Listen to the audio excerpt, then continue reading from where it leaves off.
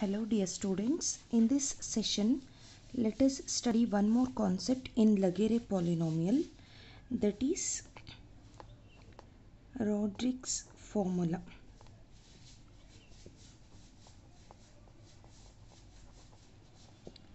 Okay, so it states that ln of x is equal to e power x by n factorial into nth order differentiation with respect to x into x power n into e power minus x. This is the statement of our Rodrigues formula. We have to prove this now. Okay. In order to prove this Rodrigues formula, I will use Leibniz theorem. Leibniz theorem. Why I am using Leibniz theorem is because I have two functions and I have to differentiate these two functions nth time with respect to x. So I am using Leibniz theorem here to this part. Okay. So from Leibniz theorem I know that nth order differentiation of u and v is equal to, I can write this as d power n by dx power n into uv, which is equal to dnu into v plus nc1 dn minus 1 u into dv plus so on ncr dn minus r into u into d power r into v plus so on up to u into dn into v. This is my Leibniz theorem. So I can write this using summation, that is dn of uv is equal to summation r is equal to 0 to n ncr d power n minus r into u into d power r into v, where d is nothing but your differential operator. Okay, so now we have e power x by n factorial into d power n by dx power n into x power n e power minus x. I can write this as e power x by n factorial as it is. I can write this part as summation r is equal to 0 to n ncr d power n minus r, in the place of u I have x power n, into d power r, in the place of v I have e power minus x. So this is nothing but e power x by n factorial into summation r is equal to 0 to n ncr n factorial by n minus r whole factorial, okay, into x power n minus r into minus 1 power r e power r. I can write this because d power n x power m is nothing but m factorial by m minus n whole factorial into x power m minus n. This is one of the standard result. Okay, so if you compare this with your operator, in the place of n we have n minus r, so, and in the place of m I have n, right? Compare these two. So wherever I have m I have written it as n, and wherever I have n I have written it as n minus r. So n factorial by n minus, here it is n, I have to write n minus r whole factorial into x power n minus r. Similarly, the same concept I have applied for d power r into e power minus x. Okay. So for d power r e power minus x, I can rewrite this as minus 1 power r into e power r, because d power n e power ax is nothing but a power n into e power ax. This is also standard result. So we know if we differentiate e power 2x, we will get 2 into e power 2x, right? So similarly, if you increase the value of a, you will get in this form. So if I have e power 2x and I have to differentiate e power 2x once, then I will get 2 into e power 2x, right? So if I differentiate e power 2x twice, I will get 2 square into e power 2x. So if I continue this process up to n times, I will get 2 power n into e power 2x, right? So similarly, in the place of 2, I have a here. So a power n into e power ax. Here in the place of a, I have minus 1. So this is minus 1 power r into e power r. Okay. Now I can write whole thing as summation r is equal to 0 to n e power r by n factorial into n factorial by r factorial n minus r factorial. This is nothing but your NCR into n factorial by n minus n gets cancelled, minus into minus become plus.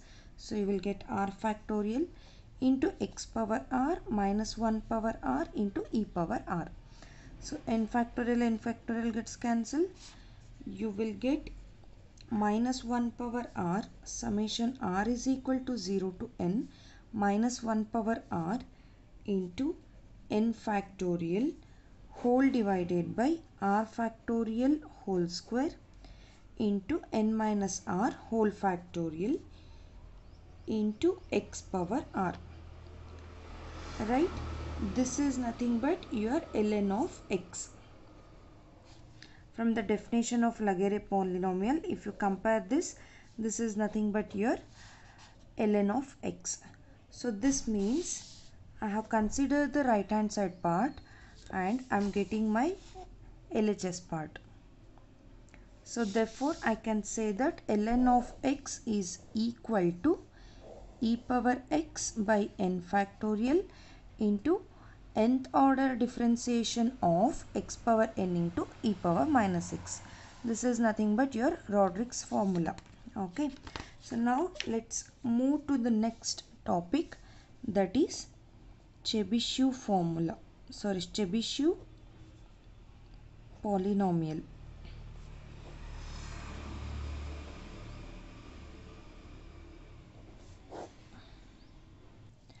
A differential equation of the form 1 minus x square into y double dash minus x y dash plus alpha square y is equal to 0 is nothing but your Chebyshev differential equation. Okay, this is nothing but my Chebyshev differential equation. So you can find the general solution of this differential equation. Here your alpha is nothing but non-negative integer. So it takes positive values. Okay, non-negative integer. So what we were doing, we were comparing the given differential equation with our standard differential equation, right? So this is my standard differential equation. If I compare these two values, p of x is nothing but minus x by 1 minus x square and q of x is equal to alpha square by 1 minus x square. At x is equal to 0 means we will get p of x as 0 because 0 by anything is 0 and q of x will be alpha square. That means x is equal to 0 is an ordinary point. So now we can consider our series as y is equal to summation n is equal to 0 to infinity a n x power n. So from this y dash is nothing but summation n is equal to 1 to infinity n into a n x power n minus 1, and y double dash is nothing but summation n is equal to 2 to infinity n into n minus 1 a n x power n minus 2. So we will substitute these values in this given differential equation, and from that we can find out the general solution, right? Since I have discussed many problems on this concept, I want you to try this as an assignment. Okay, so now let's move to next part. From the general solutions, if you divide your general solution as even part of the solution and odd part of the solution, from that you can write Chebyshev polynomial of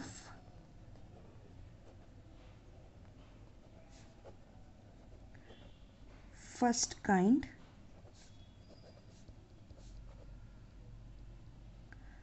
and Chebyshev polynomial of second kind. Okay, I will denote Chebyshev polynomial of first kind as Tn of x.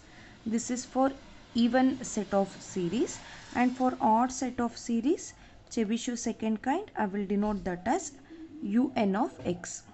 Okay, so if you generalize the solution of Chebyshev polynomial of first kind, you can write that as Tn of x is equal to cos of n into cos inverse x, and Un of x is equal to sine of n into sine inverse of x.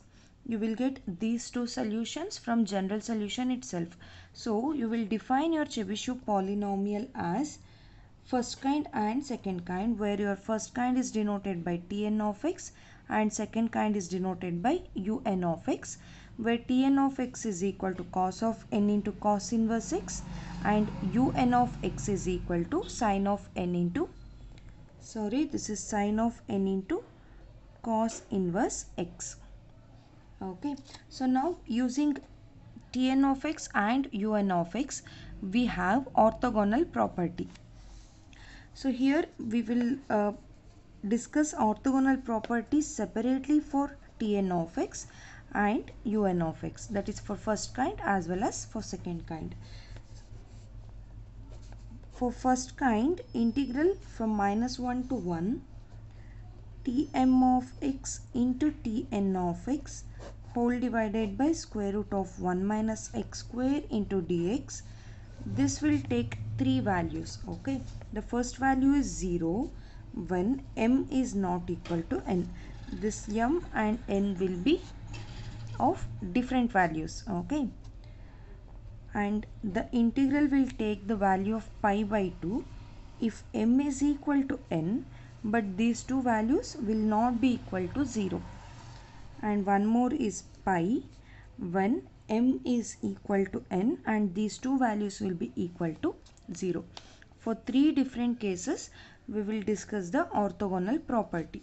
So let's see one by one now. From definition of Chebyshev polynomial, I have Tm of x is equal to cos of m into cos inverse x. So similarly, I can write Tn of x is equal to cos of n into cos inverse x. I will call this as my equation number 1. So let's substitute x is equal to cos theta. Okay, so if x is equal to cos theta, I will get Tm of cos theta is equal to cos of m into cos inverse cos theta, right? So cos inverse cos theta is nothing but cos of m into theta. Inverse and cos inverse cos will be 1, so 1 into theta is theta itself. Similarly, Tn of cos theta will be equal to cos n theta. Call this as 2a and this as equation number 2b. So now I have LHS part. I will denote my LHS part as I I is equal to minus 1 to 1 Tm of x into Tn of x divided by square root of 1 minus x square into dx. Since we have considered x is equal to cos theta, I have to find out dx. So to find out dx, let's differentiate x. If I differentiate cos theta with respect to, if I differentiate x with respect to dx, I will get minus sin theta into d theta. With this, obviously my limiting values changes, right? So if x is equal to 1, theta will be cos inverse 1. So cos inverse 1 is nothing but 0. Similarly, if x is equal to minus 1, theta will be cos inverse minus 1. So cos inverse minus 1 is nothing but pi. So now initially my limiting value was varying from 1 to minus 1. Now it changed to 0 to pi, right? So this is nothing but I is equal to 0 to pi. What is Tm of cos theta? That is nothing but cos m theta. Tn of cos theta is nothing but cos n theta divided by square root of 1 minus x is nothing but cos theta. So this is cos square theta into dx is minus sin theta d theta. So I can write this as 0 to pi cos m theta cos n theta divided by square root of 1 minus cos square theta is nothing but sin theta into minus sin theta d theta. So sin theta gets cancelled. If I change my limiting value, this minus will become plus, right? So this is equal to 0 to pi cos m theta cos n theta into d theta. For my convenience, I will multiply and divide this integral by 2. So I will get 1 over 2 0 to pi 2 into cos m theta into cos n theta d theta. This is nothing but my I now. Now let's consider the cases. Okay, we have 3 cases, right? I should consider all these 3 cases and I should prove these values. So first one is m is not equal to n. M is not equal to n means m minus n obviously will not be equal to 0.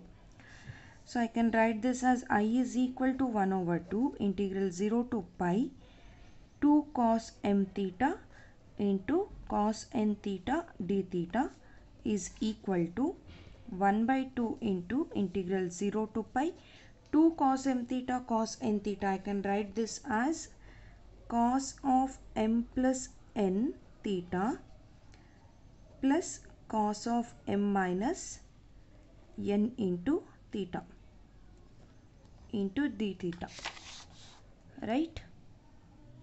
Now let's integrate this with respect to t and we'll substitute the limits. Okay, we will get 1 over 2 into, if I integrate cos m plus n by theta, that is nothing but sin of m plus n into theta by m plus n plus sin of m minus n into theta by m minus n within the limits 0 to pi.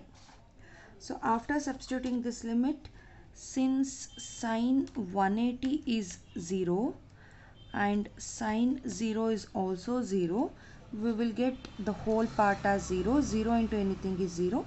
Therefore, I is equal to 0. The first part of the proof is over. When m is not equal to 0, this whole integral value is taking as 0. So now let's move to case 2. Case 2 is nothing but